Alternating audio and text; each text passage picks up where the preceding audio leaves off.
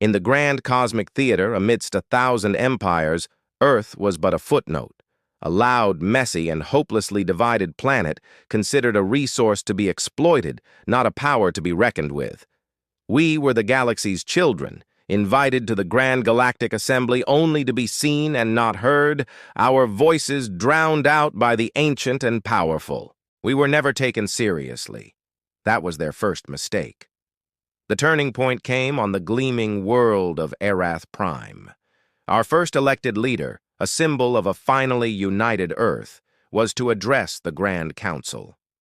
It was meant to be a moment of validation, a chance for humanity to finally claim its place among the stars. The chamber was a spectacle of light and sound, with 1,000 alien species watching from their floating platforms.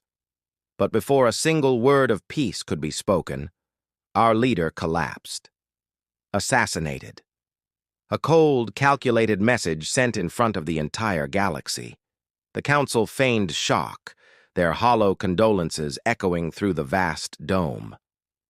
But whispers and knowing glances told the real story. An old empire, threatened by even the faintest glimmer of human potential, had decided to put us back in our place. They expected chaos. They expected our fragile unity to shatter, for us to turn on each other as we had countless times before. After all, division was in our nature, wasn't it? War, rivalry, endless disagreement.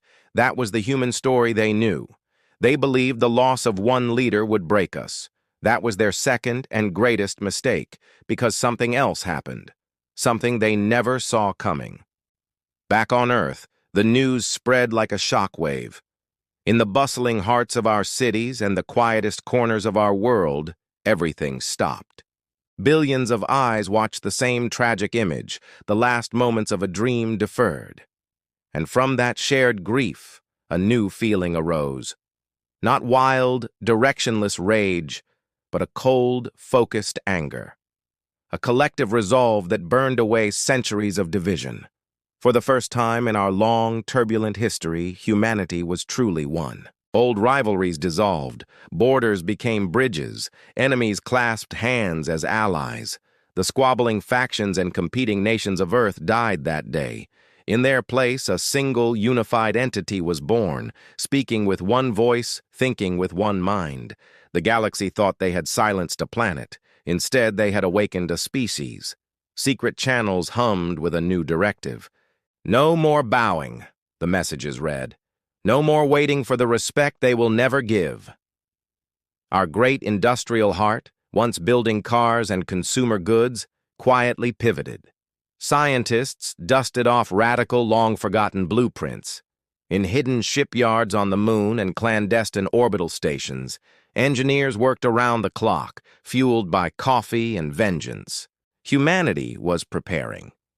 Not for surrender, but for an answer.